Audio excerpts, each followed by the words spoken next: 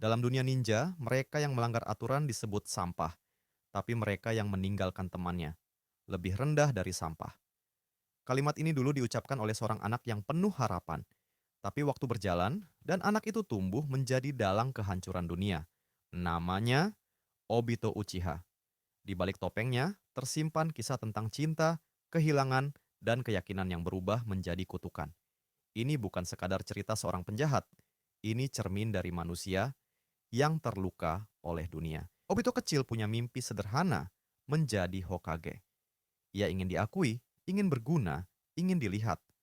Dalam dirinya ada api yang sama seperti Naruto, keyakinan bahwa kerja keras bisa mengalahkan takdir. Tapi hidup tak seindah mimpi. Dunia tidak selalu memberi waktu pada orang baik untuk tumbuh. Kadang, mimpi yang suci bisa hancur hanya karena satu tragedi kecil. Obito bukan sekadar penjahat, dia adalah bayangan dari sisi rapuh manusia. Seringkali, manusia tak menjadi jahat karena mereka ingin, tapi karena mereka kehilangan alasan untuk menjadi baik. Dan dalam setiap manusia, selalu ada pertarungan antara cinta dan kenyataan.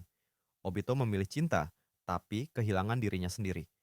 Di balik topengnya, ada seorang manusia yang cuma ingin hidup dalam dunia tanpa air mata. Cinta bisa jadi kekuatan paling besar, tapi juga bisa menjadi sumber kehancuran paling dalam. Obito membangun keyakinan baru, bahwa realitas adalah ilusi, dan kebahagiaan sejati hanya bisa tercipta lewat mimpi.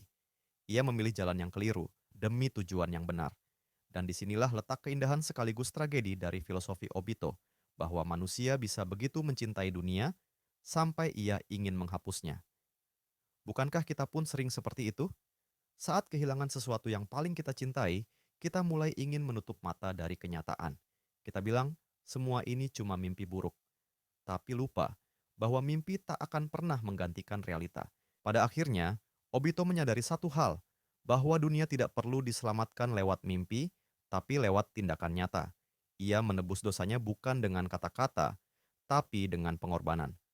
Aku bukan siapa-siapa, tapi aku akan menjadi mata Kakashi. Kalimat itu menandakan akhir dari perjalanan panjang seseorang yang akhirnya berdamai dengan masa lalunya. Ia mati bukan sebagai monster, tapi sebagai manusia yang akhirnya mengerti arti cinta sejati. Cinta yang tidak lagi ingin memiliki, tapi rela melepaskan. Obito Uchiha bukanlah simbol kegelapan. Ia adalah pengingat bahwa bahkan di dalam jiwa yang paling hancur, masih ada cahaya kecil yang menunggu untuk ditemukan kembali. Dan mungkin, di antara luka dan harapan kita, ada sedikit Obito dalam diri masing-masing dari kita.